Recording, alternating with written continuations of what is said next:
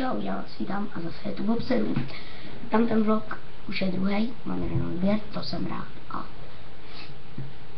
nevím od koho, ale rád bych, abyste mě odebírali. Když budu mít 60 odběrů zakladatelů, mám vlog pro vás překvapka, už mám připravený. Takže doufám, že tam budu mít těch 60 odběratelů. A promiňte za tam ten, tak se podívejte ve videu. Teď na tenhle, na brýle se podívejte. Teď právě. Teď. Já mám.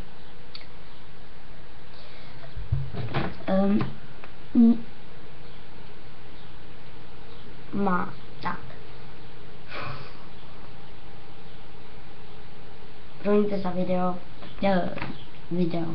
vlog třetím. To byl můj první, já vždycky první dělám kraviny. No a já jsem řekl vám, co jsem měl způsob. Já jsem tam měl vevnitř hníz, jako by tady takhle na téhle puse. Hníz, on se dostal do zubů, takže mi bolel zub, takže oni ho vytrhli, vyhnízali to jakože všechno vytáhli ven a já jsem to měl ještě nateklý, že jo, nějak takhle. Víte, když tady a tam mám jazyk, ale já to nafouknu tím, tak jak jsem to měl nějak nateklý, že, tak mi to teď skyslo. Proto jsem nechtěl ukazovat pusu a nevěděl jsem to, jestli budete se mi smát, ale teď už smát se asi nebudete, nebo jo, to je jedno a videa budu natáčet, když si někdo řekne. Skype je máte zelený a mám tak bejsku a takhle brýle nějak asi, nebo takhle, já nevím, jo, a není tam takhle bejska, ale je tam jakoby červený a je tam napsáno Chicago. Tam si mít všechno od bejsky. Facebook mám, Twitter mám, Twitch nemám.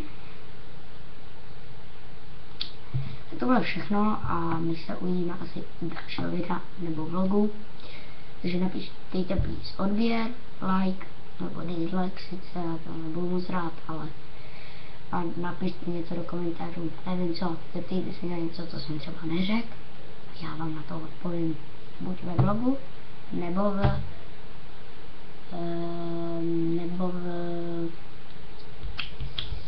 v komentářích, takže toto.